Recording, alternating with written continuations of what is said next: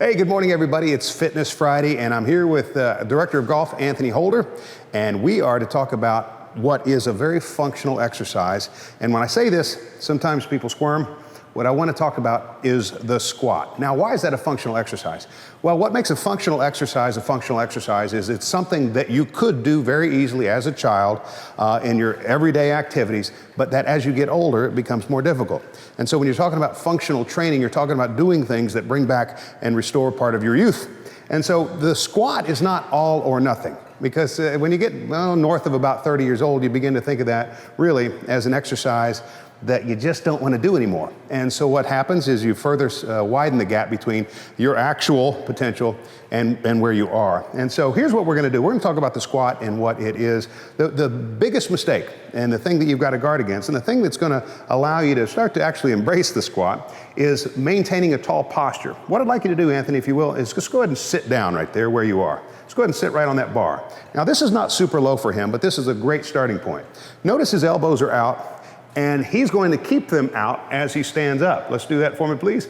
That's a squat. Now, the wrong way to squat would be tilting over, and this is what you see too much, and then going ahead and dropping. That's why people don't like squats, because that puts undue pressure on the knees. As soon as your weight goes to your toes, then all the pressure is in your knees. We want to alleviate that.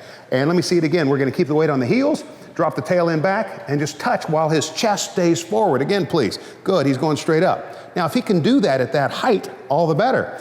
And I love this Smith machine because it allows him, we're going to take you down too, Anthony, and see if you can do it at that height. Go ahead and just touch, and notice how he comes straight up. As he comes up, his chest doesn't go forward. Instead, it goes straight up and down the chimney shaft. This is what makes an effective squat an effective squat. Notice his weight is on his heels. Notice also that his rear end goes back first to start the squat. His head doesn't go forward first. His tail end goes back first.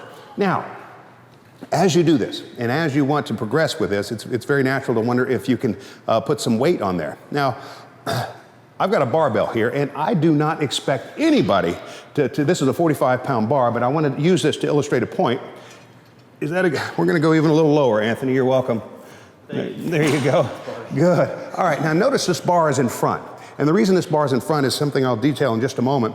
But just go ahead and touch your bottom on that. But the same thing applies. His chest stays upright, his tail end goes back, and then it keeps his weight in his heels as he goes down. Now, the reason this is in the front is because this provides the valuable assurance that he will maintain an upright posture. Because what would happen if you decided to tilt over, like so many do? He would lose the bar.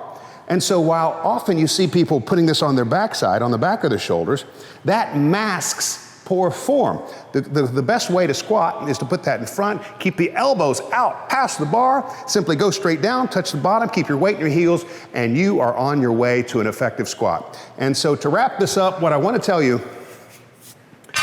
and impress upon you is that it is not all or nothing. Notice Anthony started kind of high.